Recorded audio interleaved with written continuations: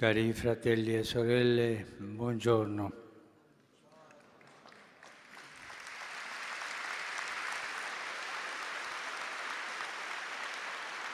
Oggi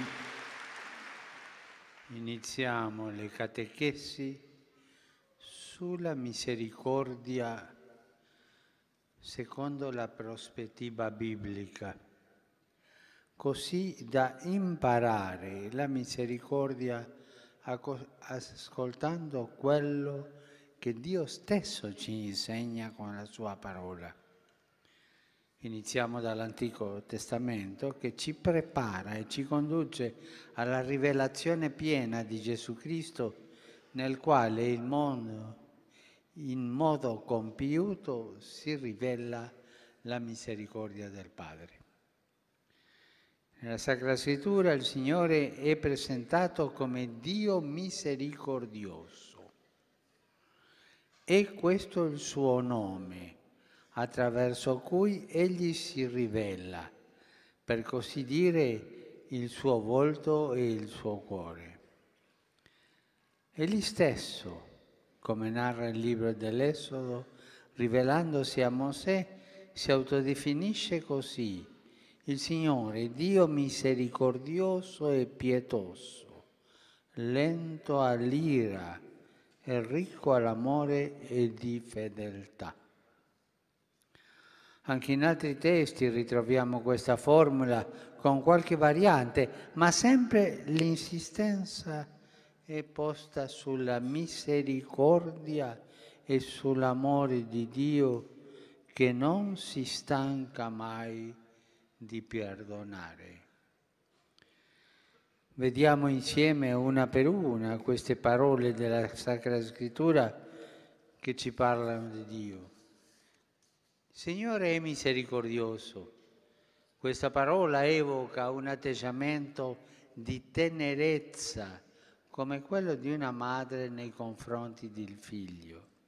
Infatti, il termine ebraico usato dalla Bibbia fa pensare alle viscere o anche al grembo materno. Perciò l'immagine che suggerisce è quella di un Dio che si commuove e si intenerisce per noi come una madre quando prende in braccio il suo bambino, desiderosa solo di amare, proteggere, aiutare, pronta a donare tutto, anche se stessa. Quella è l'immagine che suggerisse questo termine. Un amore dunque che si può definire in senso buono viscerale.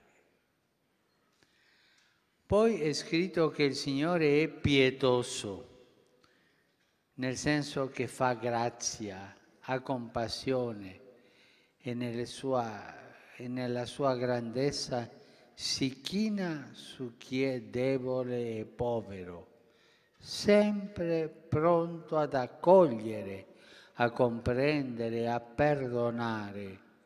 E come il padre della parabola riportata dal Vangelo di Luca, un padre che non si chiude nel risentimento per l'abbandono del figlio minore, ma al contrario continua a aspettarlo, lo ha generato.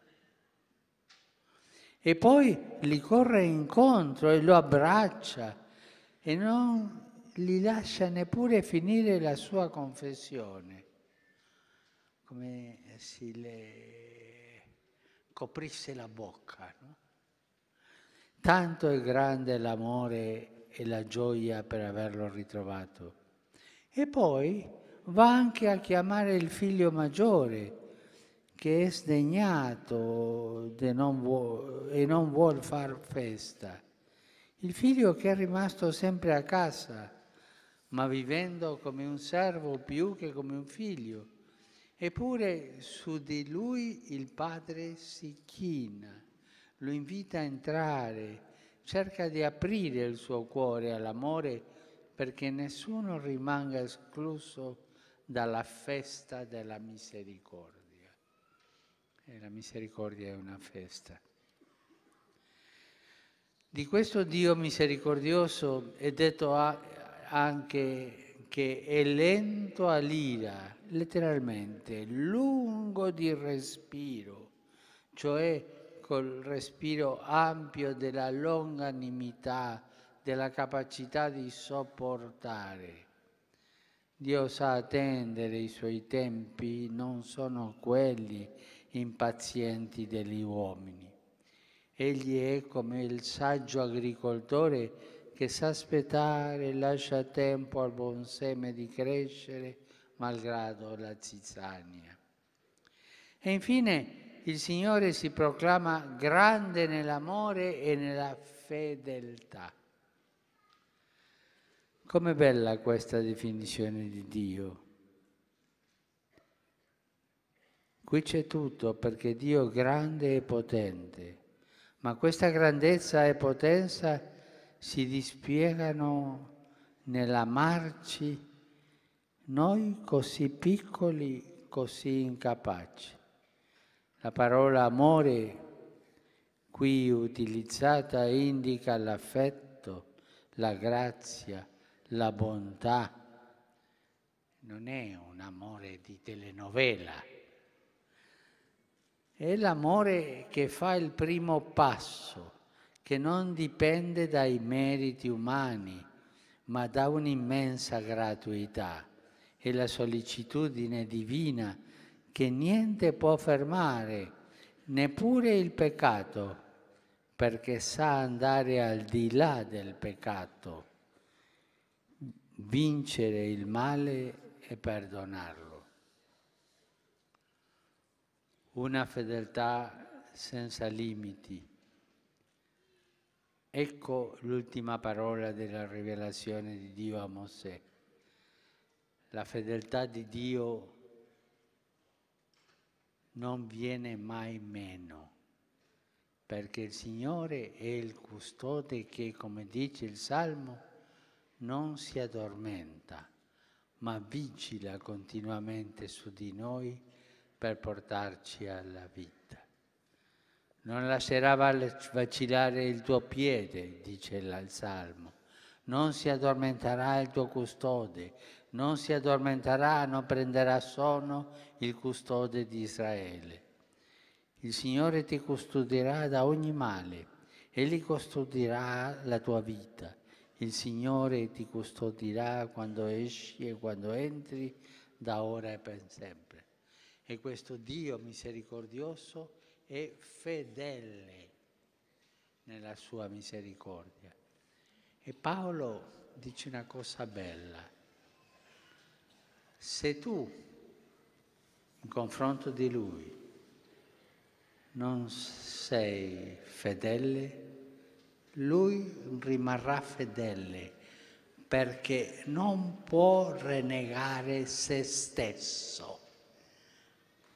La fedeltà nella misericordia è proprio l'essere di Dio.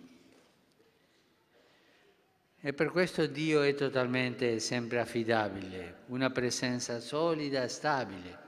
E questa è la certezza della nostra fede.